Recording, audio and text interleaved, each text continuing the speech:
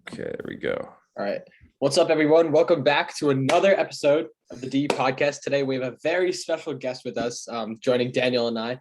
We have a good friend of mine, the director, executive producer, all that of Colonial Corner. We have John Nolan, Mr. Philly himself, in the building. What's up? What's going on, guys? Good to be here. Big fan. Yeah. I mean, I don't really like you anymore because I'm a Raptors fan and you're a Philly guy. We split the series. It's okay. Yeah, we split. Plus, okay. plus, you guys ended up winning a title. We ended up doing Oh, nothing. yeah, that's true. Oh, So- yeah, that's right. I mean, in the end, Okay. both of you guys lost this year. So it doesn't really matter. Yeah. That's yeah. true. And you're a Lakers fan, Ekamresh. Like you're a LeBron bandwagon, so it's okay. Oh yeah, LeBron. the LeBron fan. Yeah. Nah, I just like go where LeBron goes, you know? It's like, Yeah. Okay. it's got its benefits.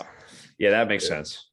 Yeah, but all right, guys. We'll begin with our first topic. We're gonna do some recaps of the series as well as some trade news. But the Warriors and Mavericks have ended their series. The Warriors blew them out 5 games. They're heading to their 6th finals in 8 years. You have Steph Curry averaged 24 points per game. Clay averaged 19. Had a humongous game 5. And just the whole journey of it is really crazy. How Clay had 2 injuries. Now they're in the finals. But then Dallas, obviously not having, that bad of a season, having a good season. Luka, carrying the Mavericks, averaging more points than the Warriors combined with 35. No, okay, but 35 points per game. So obviously Luka's playing really good. But one thing that people have told me before about the whole series is that, Tim Hardaway Jr., he was out for the entire playoffs. So, like, in your opinion, do you think like he would have made like a bigger impact on that series? Me, my turn to answer. Yeah, sure. I don't know anybody. Yeah. Yeah, Nick's Tim Hardaway would have made a difference. This Tim Hardaway, I don't know. I mean, it's hard to say that a dude's not going to be an impact. I think, you know what I mean? And I think with Luka, especially, like what we really saw in that game is that in those games, that Luka is so talented, but the dude needs something. So, I mean, would Tim Hardaway have been able to facilitate a little bit better as a veteran player? I would argue he would have gotten a little bit out of him, but I mean, I still think Warriors would have taken the series, whether it was an extra game or whatever. I don't know what you guys think, though. No, they should have had Porzingis. Like, I honestly think Porzingis would be a bigger help right now than 100%. Spencer Porzingis. How Dinwiddie. old is Porzingis? Porzingis is like what? He's super young. He's like He's young. Like He's early he's like a 20s. kid. Yeah. No, he gives me Ben Simmons vibes, dude. I don't know what's going on with him, but I mean, eventually you got to play. Like, there's got to be something and I don't know what his most recent injury is. Do we know? I don't know. He's had so many big injuries, but I mean, he's gonna play with the Wizards. But the Mavericks really need to look in the offseason on who to sign. Like it has to be probably some sort of forward, maybe a center who can help Luka out, because you had Jalen Brunson who played decent in the series, but you really need somebody who can not have to make Luka drop 35 to even make them barely get a game in the series. Yeah. No, you got to get that extra guy. That's what it is for most championship teams. They just need that one guy. Like my Sixers in '83, if you do go back and look at that, they got Moses Malone. One of the best Sports Illustrated covers ever. I don't know if you've ever seen it, but yeah, when they went out and got Moses, that got him the title. And trust me, if they would have got Iverson, somebody else, it was just a big anniversary of Stephen A. Smith leaked the Tracy McGrady to Philadelphia deal. So they just canceled it. So, man, Iverson and McGrady in the front court would have been awesome. But that's what they need. They need to go out and get one more guy. And I think if they can get one more solid guy, then they can more than make a run to the finals. But they would definitely have a shot at winning. Yeah, it reminds me of like all those past championship teams. Like the Bucks had like Giannis and Chris Middleton, and then several guys around them. The Raptors had Kawhi and Kyle Lowry. And then like the Lakers had LeBron and Anthony Davis. So you kind of had like 2 main guys carry them. And even those teams, God, your show. Oh, but those teams that like lost this year, like Miami. I mean, Miami had Butler. Adebayo didn't play well in that series, but we'll talk about it a little later. But like even the Sixers, they had Joel, but then they had like Tyrese Maxey, James Harden, all these guys that kind of helped and facilitated and beat James Harden. Oh my God. So the thing is, you bring up those teams like the Bucks. The Bucks were a good team. Then who'd they bring in? Drew Holiday. Then they won a title. The Lakers were a good team. Then who'd they bring in? Anthony Davis. Then they won a title. All it takes is that one. And you know what I mean? They obviously had great players with it, but I mean, it's such a big difference when you get that one more solid guy. Like, I think Drew Holiday is a great example of that. I mean, Drew Holiday is just solid. Former Sixer. Right. Yeah. Yeah, but even like the Celtics this year, they brought Al Horford back. They got Derek White in the before the trade deadline, and you saw how much Derek White did in Game 6 and 7 to help the Celtics. And then Al Horford, obviously, like it's like he played like 141 postseason games, and now he's finally in the finals. So definitely more deserving of that. So we can well deserved. Yeah, like we're even talking about the Celtics Heat series. So we can kind of give a little recap on that. We had like the Celtics win 7 games, obviously. They're heading to their first finals since 2010, where they did lose to Kobe and the Lakers in 7. But you had Jason Tatum and Jaylen Brown went on a big journey. They were below 500 in mid-January. Everyone was talking about them being traded somewhere else. They were being eliminated every year. But now they're loyal to the team. They're now in the finals. Al Horford, obviously, really great player after a lot of postseason games. He's finally in the finals. You did have Jimmy Butler, who obviously carried Miami. He hit 47 in Game 6. He played every single minute in Game 7, dropped 35. So there was one thing that was kind of controversial in my opinion, and I think I'll ask you guys about it. I don't know if y'all watched the game. I assume you guys did, but I did. Yeah, in that play where Jimmy Butler had that pull-up 3 to make the Heat lead by 1 or 2. Do you think he made the right decision in shooting that pull-up 3? There was 21 seconds left. The shot clock was off, so they had the ball to themselves. Like, what do y'all think about that? Ek, do you want to go first? No, you can go. I think it doesn't matter. I think that dude's the whole reason they were there. I think if that guy wanted to chuck it out of bounds, then he could have chucked it out of bounds, because that guy was the entire reason that they were in any of those games. The fact that they took Boston to 7 is insane. Boston is an incredible team. And trust me, they would have played the Sixers. They would have beat the Sixers in 5, just like 4 or 5 years ago or whatever. They beat the Sixers in 4 the year after that anyway.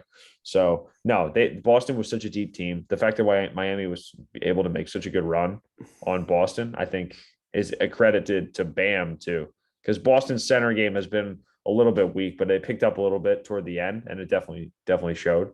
But no, I think Jimmy deserved to do whatever he wanted in the last 5 seconds. And of course, if he made that, we'd all be calling him the greatest hero of whatever of the playoffs. So yeah, we'd be calling him MJ, like, we give him all the nicknames and everything. Right. Yeah. I mean, I'm happy the Celtics won. Like I like the Heat, but I feel like they're just like too try hard. Like Jimmy's always like, oh yeah, I woke up at 3 a.m. to go shoot 500 shots. Like I run my coffee business. Like it's a little bit too try hard for me, but But I had my Jimmy Butler jersey when he was a Sixer. I was a big Jimmy Butler fan. I don't know if you guys remember the game. Super random. 2017, 18, maybe even 2019. I was sitting about like 8 rows off court side behind the basket. It was a Celtics Sixers primetime game. Kyrie drives the lane to go for the tie, and B blocks him, goes down the other end. Jimmy takes one from the corner, nails it, and then crouches down and does the surfing thing. Oh yeah, I remember that. Classic. Jimmy Butler was beloved by the city of Philadelphia. It was a shame that how that ended the way it did. So I have a lot of respect for Jimmy Butler, and I definitely rooted for him. But like the thing is, I mean, look at his game before. You guys would know better than me. How many points did he have? 40, 45, something like that. Yeah. 47, yeah. So think about it. If he didn't have that game, then that shot wouldn't even have mattered or occurred. So I would give Jimmy the benefit of the doubt on this one.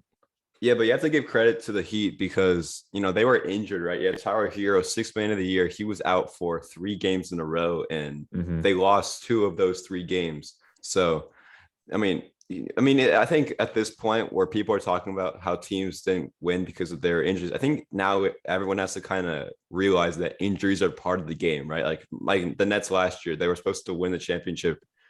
I mean, obviously injured ruined it. This season didn't work out.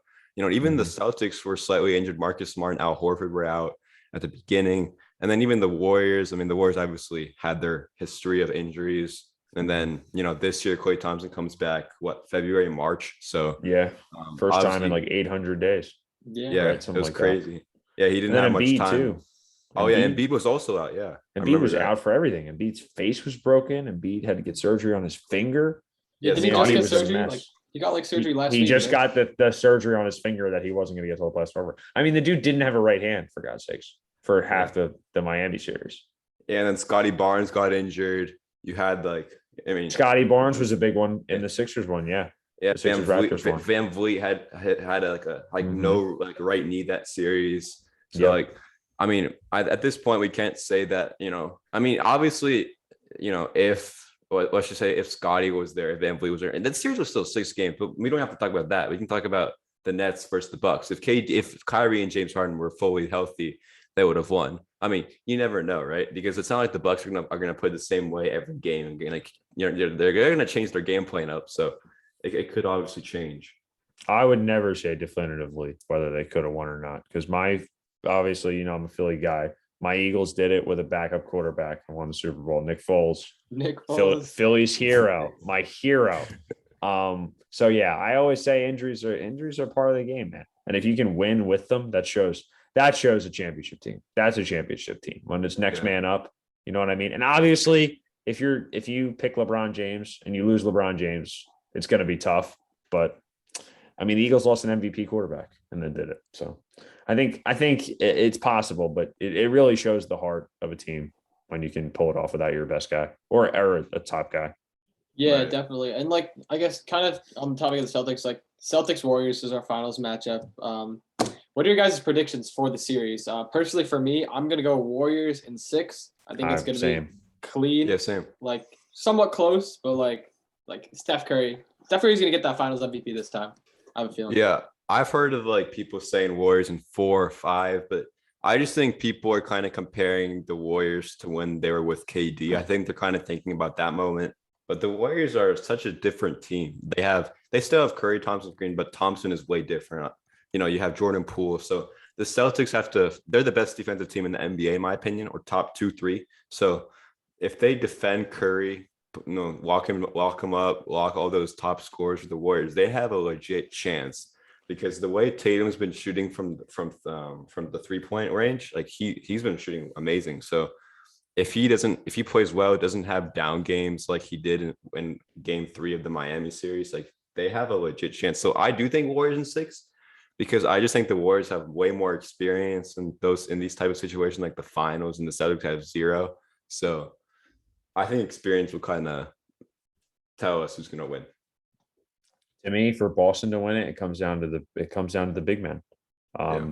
You gotta go at them. You gotta go at them in the post if I'm Boston, because I mean, don't get me wrong, Tatum's a good shooter, but you look at Golden State, they're all good shooters, all of them. True. So it's like if you're gonna beat them, you got to go for the 80% shots. You got to go for the 90% shots, because Tatum is as great as Tatum is. He's not gonna average 45. Yeah. So I mean, he might have his 45-point game or his 35-point game, but you can't rely. I would say Boston just doesn't have that shooting caliber, and nobody has really the shooting caliber that Golden State has. So, I mean, you got to go at them where Golden State is weakest, which I would argue is the paint. So if it were up to me, and I'm a big fan of the paint, of course, I love Joel Embiid. So I'm a big fan of the paint basketball play. And I think Boston can really do that, because Boston is one of the few teams to really challenge Embiid down there. So especially in the East. So I think in order for Boston to even get it to 6 or 7 or win, you got to go at them in the post. That's got to be the focal point. Yeah, like Steph Curry has kind of rallied along like Kevin Looney, Draymond Green. Like I saw so many plays where he just passes and they go in the paint, body them, and dunk. So if you have like Robert Williams, Al Horford, those type of guys, playing good D, yeah, I think that's actually a good point. Yeah, no, and like you said, most of the plays you see for Golden State when it comes to big men are offensive, and the Boston defense is nasty. The Boston defense is really, really good, especially interior defense. So anything can happen if, it comes down to it, because defense really changes the game of basketball when in the NBA, especially when we get to these late playoff points. Like when you play a great defense, like I could even talk about your Raptors and Sixers. Sixers were playing awesome, 3-0. Boom. Raptors started playing defense. And then the Sixers started panicking because they figured out Embiid. And once you figure out Embiid, everything kind of starts to unravel. Right. And when you can't play defense, or when you can't play offense, everything just kind of stops. So it's a good defense will really change the momentum of the game. Yeah. I personally want the Celtics to win, though. I will say that, but I don't think it'll happen. Can't cheer for Yeah. Boston. As much as I don't like the Fair. Warriors, I can't cheer for Boston. It's Yeah. part of Yeah. the Philly deal. It's part of being from Yeah. Philadelphia. You can't cheer for Boston. Yeah, but I think in both cases it would be kind of sweet. I mean, not being a fan of either team really, like I think it's kind of cool to watch because if the Celtics win, you have a team that kept losing year after year after year. This season, like from like being like not even in the play-in to making the finals. If they win, that would be crazy. If the Warriors win, it's kind of like a retell of like the last 2 years, how it's been so tough, with Clay's injuries, Curry had a broken hand. So like I think it'll be kind of cool either way on who wins. So it's gonna be exciting to watch. Definitely. Yeah. Do you care if I ask you guys a question? I have a Sure. question. So I know you guys are big basketball fans, and just I know X a big sports fan in general. I'm sure it's similar with you, Daniel. But I wanted to ask your guys what your favorite basketball moment is. Like, is there a basketball moment that like got you into basketball, or just a moment you can I know remember this where one. you were Easy. like, where you were blown away? And I hope it's not Kawhi's shot. Otherwise, Oh, dang it. I'm going. You're in but my no. mind. Trust me, that's a moment I remember too. But I was standing. I'm in my basement actually. I was standing right over there, and I remember Kawhi hit the shot. I walked over, put my head down, and just sat there for a good half hour, 45 minutes. Just could not believe it.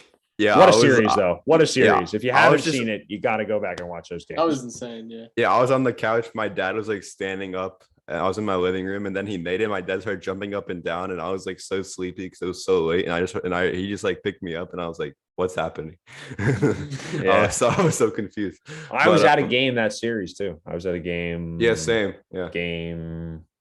Where? So you were in Toronto at a game? I was in Toronto. Yeah, Oh, I was that's like awesome. game. I was like game. A win or a remember. loss? I think we won. So if it was a win, I think it was five.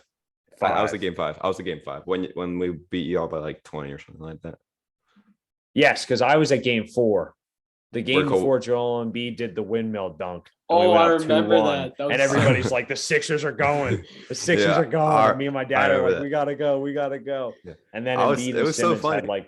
had less than 20 points combined, and we ended up only losing by like 8, I think, because of free throws. There was one game, I don't remember if it was game 3 or 4. Y'all were up by like 35 with like 4 minutes left.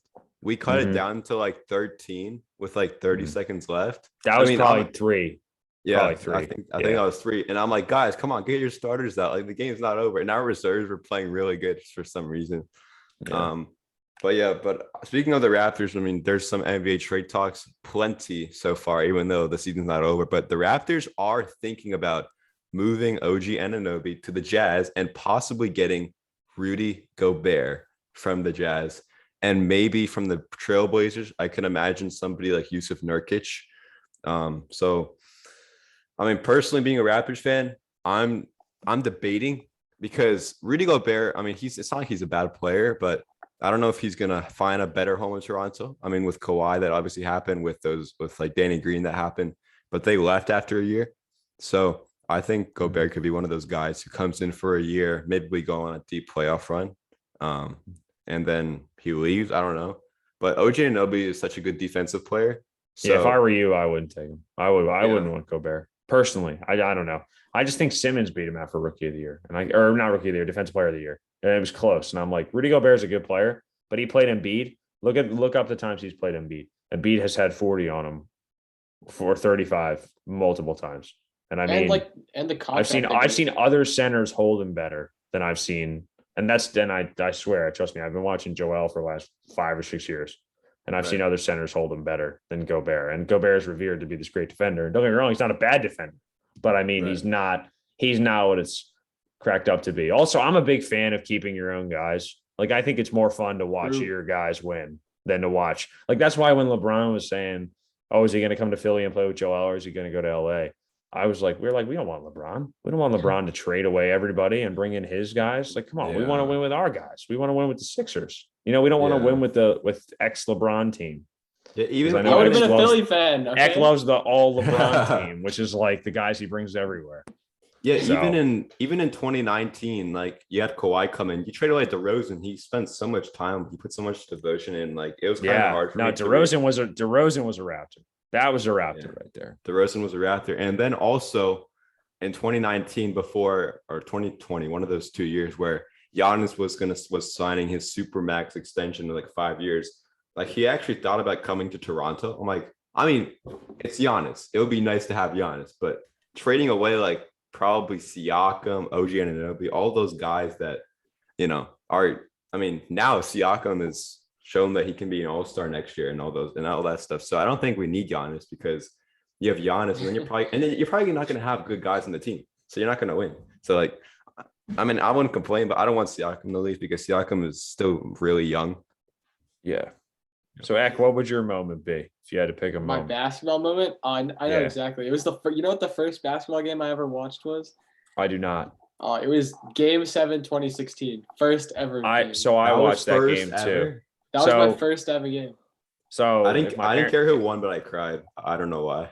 If my parents are listening, sorry, mom and dad, I snuck downstairs to watch the last quarter of that game. The last quarter was insane. Best decision I ever made. Like I was laying down, like falling asleep. Because if you remember, if you go back and watch the game, nobody scored for like the last 5 minutes. So you're like laying there like, dude, what's going to happen? Like everybody's like, Golden State doesn't miss. They're the best offensive team in the last 50 years. And you're laying there like, what's going to happen? Like it's in the score's in the 90s. And then you see LeBron come flying.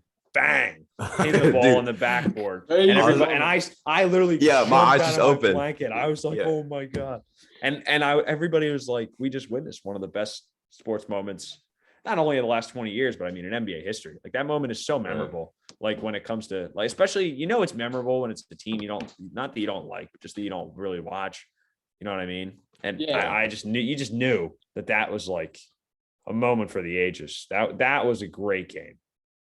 Watching that live was so good, and like that was what got, and like the Kyrie shot after it, like that was just the three. Too good. Yeah, Kyrie's most clutch shot ever, right there. Yeah. I mean, like, man, Kyrie really fell off a cliff. I know. But like, also, go ahead, you go. But like one story I wanted to say, like parents always say that like going to games, like you would rather watch it from the TV. I mean, in the season, it's kind of more makes sense because it's a season game. Just watch it on TV. But in the playoffs, when you go there, it's so like, it's so loud, it's so electric, like the atmosphere is just crazy. Like I went to the Raptors 6, but I went to Game 6 of the Raptors Bucks game where we won. Is that the one where Kawhi threw it down on Giannis? Yeah. Like what's funny? Like I can't stand Kawhi just because of that stupid shot, but that dunk was amazing. Amazing. I was like, oh my god. I was like, there's no way they're not winning. Yeah, they were like there were like crazy fans sitting next to me. And then like they were like rambunctious. I think the minute he dunked it, everyone just like started like standing up screaming. And I was like, I'm just trying to watch. Like I was younger back then, so I didn't really know the whole thing of like being loud. Yeah, I didn't get it yet. So I was like, okay, he made a dunk. I'm like, oh wait, no, that's like a poster over Giannis. Okay, but I was confused. But yeah. Now playoff basketball is awesome. I will admit, I've been to playoff basketball. I've been to playoff football, which was playoff football is amazing. I know this is basketball, but playoff football is that's also really fun. Just playoff sports, especially. I mean, in Philadelphia, I don't know how much you know about Philadelphia in general, but Philadelphia's sports culture is so big. Like I was trying to explain it to Ek on the phone yesterday. I'm like, you just go anywhere and everybody's talking about it. And I know it sounds like, what is he talking about? Like that doesn't make any sense. No joke. I would argue half of the dudes are wearing Eagles t-shirts. I swear. I promise you. You go to Philadelphia, I promise you. I was telling Ek earlier, I started a conversation once just at one of my old or one of the cheesesteak places I enjoy. And I just started talking to a guy in an Eagles shirt about the Eagles pick. No joke. That conversation went from 2 people to 5 people in like 2 minutes. Like that's happened before. Everybody has something to say. Similar with the Sixers. Everybody's got something to talk. Like everybody's like talking about, oh man, I can't stand Ben Simmons, or oh, Joel Embiid is so good, or oh, who do you guys think we're going to take in the draft, or you know what I mean? It's just that's why I do love like cheering for the teams in the place that you live, because it's real. There's really nothing like it, because like when the Sixers would win or the Eagles would win, everybody's day was better. Like everybody's week was better, because it was like things were just good. It's hard to explain unless you actually live it, but it's basketball and football and sports have a way of doing that to people. Where Yeah, even me, like when I used to live in like Morristown, like I was a Raptors fan. Like I wasn't a big fan of the Knicks or Nets, but even when I went to a Knicks game and they got a win, like it just made me feel better. Like here in Charlotte, if I go watch the Hornets, I mean, there was one game that I went to. It was Hornets Warriors. Curry was there. I don't remember if Thompson was there, but we were without like Rozier. We somehow win by like 4, and everyone's just going insane because with like 1 minute to go, Steph Curry scores like a logo 3 to tie the game. Wow. And then you have like LaMelo doing a crazy layup on Curry to tie it. And it's like crazy because the refs weren't doing a good job. The crowd was like, and then at the end, it's just like, wow. Like even me being, I'm gonna say I'm more of a Warriors fan than I'm a Hornets fan. Not because I don't like LaMelo or anything, but just because like I've never really had interest in it. But just yeah. So I'll kind of get into my story too, just because it's kind of a good one. So I grew up, of course, in Philly, where I couldn't tell, John. I know. In case you guys can't tell by now. So the sports are kind of ingrained in your life. Like you kind of watch, and it's kind of like Allen Iverson was like my hero. Like I love Allen Iverson. And I always enjoyed going back and watching him, and like people would be like, "Oh man, Steph Curry's great," and I'd be like, "Yeah, he's no Iverson." Like that's what I would be, that guy. Yeah. But no. So I really started to get into basketball because the Sixers were so bad when I first moved here. So it was like the Sixers could not win, and then eventually they picked Embiid, and then Embiid got hurt, and then they picked Simmons, and then Embiid came back and started to play a little bit. I think that was when Simmons had got hurt and didn't play. So I started watching when Embiid started playing because Embiid kind of boom, like Embiid from the first game. His first bucket ever was a primetime ESPN game against the Lakers. Embiid did a dream shake, spin from the free throw line, money, and boom. It just everybody was like blown away. Everybody was like, "Who is it? Who is this guy?" And so I kept watching, little by little, because I was still obviously a Sixers fan, but I wasn't like as big as I am. And then I think it was 2017 was when I really started watching. That year we made the playoffs and we played Boston. And I think it was game 3. We were down by 2. It was the first game at Wells Fargo Center. I remember everybody was excited because we're all like, okay, we're going to win one and come back. And it was like 48 to like 46 or something, or 48 to 47. I remember somebody had 48, and the Sixers are on defense, and Simmons gets a steal, and Simmons is running out forward. He's got Aaron Baines is retreating, and he's the only guy there. And Embiid is behind Simmons, but Baines doesn't see him. Simmons, as soon as he hits the free throw line, does a backward flip to Embiid. Embiid catches one dribble, bang, posterizes Aaron Baines. I swear, my house was shaking when that happened. That moment was like, I was like, oh my goodness, like this is amazing. And of course, we lost that game and then lost the series. But I mean, that moment was when I was like, this is awesome. Like that was the first moment that I watched live that I would say convinced me like to be into basketball. Because obviously I had watched the old Iverson games like millions of times. Yeah. But seeing the new Sixers finally win, if only you would have told me that they would never make it past the second round for the next 6 years, then my opinion would have been different. But you know what? It took like the greatest buzzer beater of all time to get rid of us. True. The 1 year. So that was so unlucky. That was the best, dude. I'm telling you. That was skill. So did he travel before? So this did travel. No, he didn't. No, he didn't. This is an argument I hate. I never even talk about it because I'm like, the dude made the shot. Like, what am I gonna say? Like, there's the greatest buzzer beater ever, and the dude beat us. And you know what? And that nobody else took the Raptors to 6 or 7 for the rest of that season. I gotta live with it, but that's the life of a Philly fan. Constant disappointment, but eventually we'll get one of these years. I just hope Embiid gets one wherever he goes. I hope Embiid ends up getting one.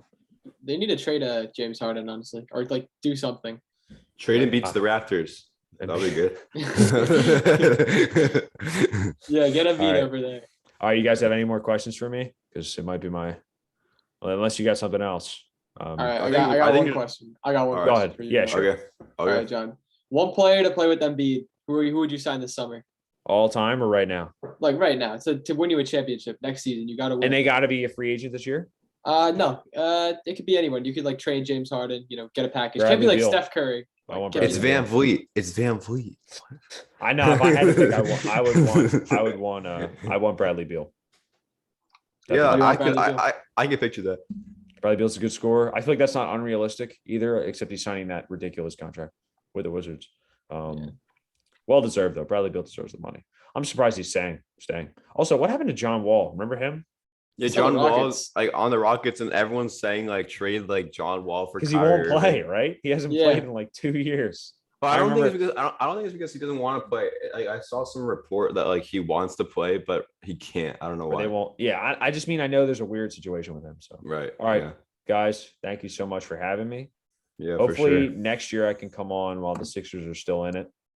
But they'll be out in like 20 or 25 minutes. So we'll have to do that quick. So, Yeah. but let's hope so. I think, okay, real quick, Sixers next season predictions. I'm thinking we keep Harden. I'm thinking Maxey has a good year. I'm He will. thinking He will. Tobias has a decent year. I think Okay. he'll kind of find his way a little bit. Tobias just waits for the playoffs and then actually starts playing. So I think Embiid wins MVP. It's gotta happen. It's gotta happen. He should have won it this year, I think. I don't know how they give it to Jokic twice. If they gave it to Giannis, I would have been like, whatever. But They're Jokic, gonna give it to is not Jokic a third two-time time, bro. MVP. He's gonna get. If they give it to three Jokic times. a third time, Did you see what Kendrick Perkins said? Like, even though being a Raptors fan, Kendrick Perkins said Scotty Barnes will win MVP next year. really? Yeah. Wow. And I'm like, okay, even being a Raptors fan, he's not going to win MVP next year. He's I mean, good, but MVP is MVP a is lot too for your far. sophomore season. If you're better than, you can't be better than like Embiid, Jokic, Curry, LeBron, In Harden. your second year. But who knows? We'll see. Exactly. All right, guys.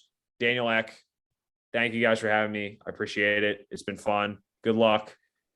I Yep. can't wait to keep listening, see what you guys do, and hopefully come back on eventually. Yeah. All right, see you, Thanks for John. coming. All right, See ya. guys. I'll see you guys later. Okay, guys. So, our first guest in a long time. But it's been a while. Been But a definitely a good while. one. Good guess though. Definitely good. But I don't think I have anything else to really say. I think we've covered everything. There are a few tiny trade things, but I think we can just touch on one final topic of the day. The Lakers hired the Bucks assistant Darvin Ham. Do you think this was a move by LeBron James, the GM of the Los Angeles Lakers? Definitely. Because 100%. Because LeBron said that he wanted him more than exactly. anybody. Yeah, he said it was like the report was like LeBron James, because it was like Darvin Ham, Mark Jackson, Kenny Atkinson were like the three finalists, and then the report was that LeBron James wants Darvin Ham for head coach, and what a surprise that Darvin Ham got the head coaching job. Like, I'm sure he's a great coach and everything, but when LeBron's behind you, you're getting it done. Like, it's not. Yeah. But kind of just we'll do a little more, just like a small thing about the Lakers. Russell Westbrook, they need to trade that man. Do you think it's going to happen? No. No. All right. They're going to keep him. I already saw I don't know, Bleacher Report or some source said the Lakers are going to keep him. So I think, no, just trade Russell. No, actually, like Russell Westbrook, John Wall, as stupid as it sounds, I think they should actually do it, because if you get John Wall, the guy who wants to play, but he can't, like, come on, just let him play. Like, John Wall played for the Lakers. I mean, although he's old, right? He's not as old as Westbrook. Westbrook goes back to the Rockets. Don't know what's going to happen to him. But hopefully, the Rockets, that would actually be crazy though. Because if you have Russell Westbrook, Jalen Green, Michael Porter Jr., Bonchero, if he gets drafted there, and then you have the Christian Wood. Yeah. So that team is good, like solid. Like that could be a playing team easily. So I think the Rockets could take the opportunity of doing that. But it's the NBA. Anything can happen. So we'll definitely we're definitely gonna do some finals updates. Because I feel like this finals could be really good. It has the potential. I think it could be the best finals since 2016, honestly. Yeah, we'll see. We'll definitely see. But yeah, guys, thanks for watching. Make sure to like and subscribe on YouTube, on Spotify, all of that good stuff. And then also, if you are somebody that follows basketball and if you want to be a guest, make sure to comment down. We've been getting more comments, especially on the short videos of people's predictions. So if you guys want to come on, feel free to comment. We'll let you guys know. And also we'll try to get more guests on in the future because today was a good one. So with that being said, me and Ekamresh, we'll see you guys next time.